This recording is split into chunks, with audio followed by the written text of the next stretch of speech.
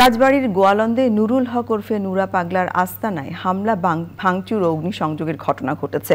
শুক্রবার জুমার নামাজের পর ইমান আকিদা রক্ষা কমিটির পূর্ব ঘোষিত বিক্ষোভ সমাবেশ থেকে উত্তেজিত জনতা নুরা পাগলার মাজারে হামলা করে এবং তার মরদেহ কবর থেকে তুলে পুড়িয়ে দেয়া হয়।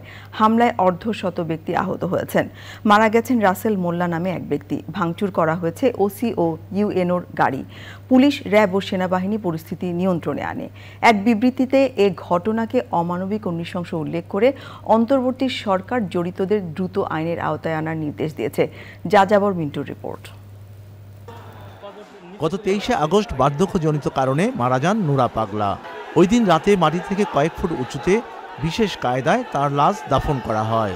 বিষয়টি নিয়ে ক্ষোভ প্রকাশ করে সমতলে কবর দেওয়ার দাবি জানানো হয়। পূর্ব ঘোষিত কর্মসূচি অনুযায়ী শুক্রবার জুমার নামাজের পর আনসার ক্লাব চত্বরে বিক্ষোভ সমাবেশের আয়োজন করে উপজেলা ইমাম আকিদা রক্ষা কমিটি।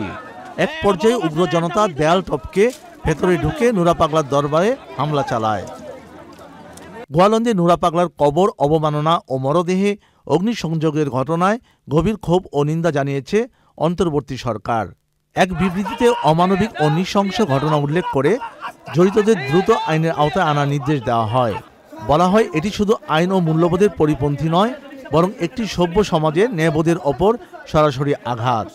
এদিকে রাজশাহীর পবা উপজেলায় বড়গাছি ইউনিয়নের পানিশাল চন্দ্রপুকুর গ্রামে আজিজ ভান্ডারীর খানকা শরীফে হামলা করে ভাঙচুর করেছে একদল জনতা। যাযাবর মিন্টু, চ্যানেল আই।